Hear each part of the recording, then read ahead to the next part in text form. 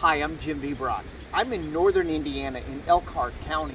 This is Bonneyville Mills, and I'm about 160 miles away from the Canadian border. This is one of 80 mills that I have been to and documented and photographed over the last 30 years. Let's take a look around.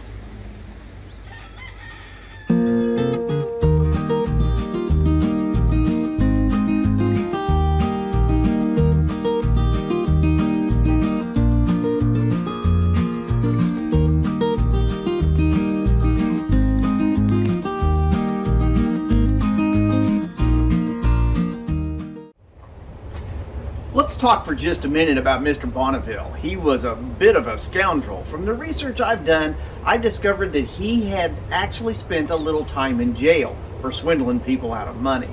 After his time in jail, he founded this mill in 1832 and had a vision for an entire community to be built around this site.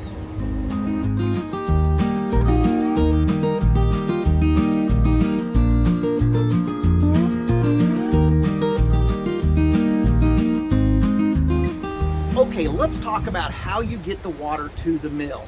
There has to be a constant supply of water in order for the mill to stay running for long periods of time. So they oftentimes built these things in beautiful settings down in a valley where there was a river or a creek running through it. In the case of an overshot wheel or an undershot wheel, they needed a little elevation so that they could go over the top of the water wheel. In the case of this mill that runs off of a turbine, they didn't have to have so much elevation, but they needed to accumulate water at the mill for the static water pressure to push down through the turbine. That's accomplished by what they call a race or a chase, and sometimes called a sloop. So it's a way to bring the water directly to the mill, because in most cases it was too dangerous due to flooding to have the mill directly next to the water, although you'll see some amazing mills sitting right next to the river. So what happens is it enters a room like this to build up the static water pressure needed for the turbine to work. They would open the turbine, the weight of the water would push through the turbine, creating the horsepower to run the mill.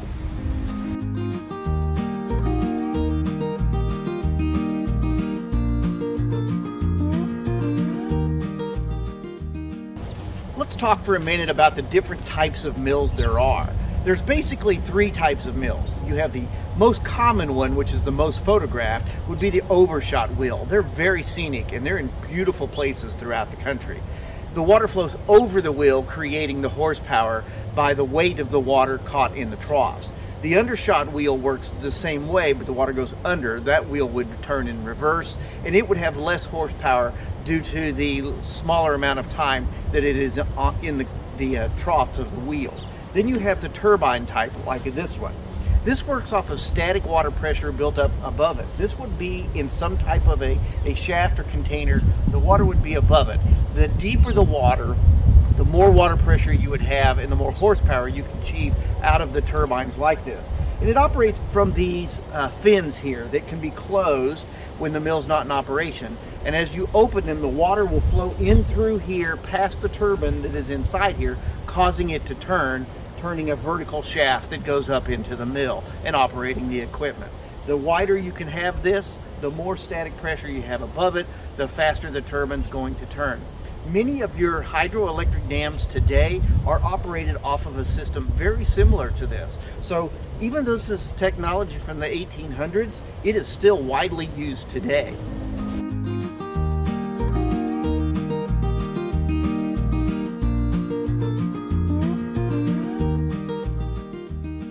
I happen to be here in the middle of winter, so the park isn't as pretty as it is in the summertime. I highly recommend you come back here during the summertime hours. Not only is the mill open and probably grinding corn for you, but the gardens here are unbelievable. You also have hiking trails and trails that you can ride your bicycles on. They have pavilions here you can rent for your gathering, your family gatherings or birthday parties or whatever you want to do. This is a really special place and I highly recommend that you come.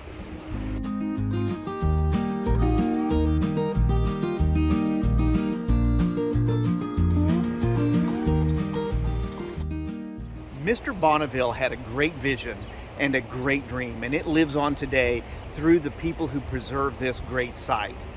This is the longest running grist mill in Indiana, and it is so worth coming to see. I hope you've enjoyed Bonneyville Mills. I'm Jim Bebrock.